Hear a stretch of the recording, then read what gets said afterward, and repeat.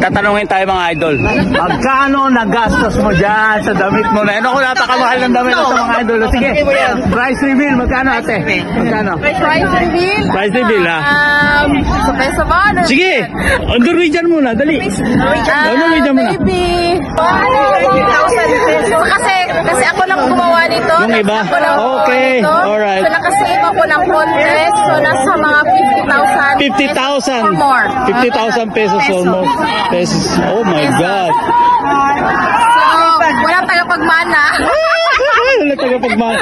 Hindi, may nakita ko, alam mo yun sa lalaki, yan, sabi niya, nagastos niya, yung kapatid niya mo, 80,000 kroner. 80,000. That's around 400,000 pesos. Sa kanya kasi, nakasave siya kasi ito. Sariling gawa. Sariling gawa. Eh, kasi tingnan mo naman, oh, yan, mga beads, oh, di ba? Solid, grabe. Ito, gold. Ay, ito pa, gold talaga to. Masala.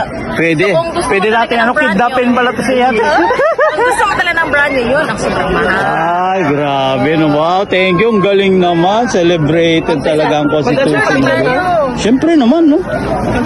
Oh, maganda kayo talaga. Si Ate Beth, lalo naman. Shoutout muna sa mga kababayan mo dyan sa ano. Hello sa Cagayan de Oro. Ayan, mga taga Cagayan de Oro. Hello sa taga Cebu. Ayan, dahil mga Cebuano. Ayan. Big day sa Norway. Follow for more. Bye-bye. Bye.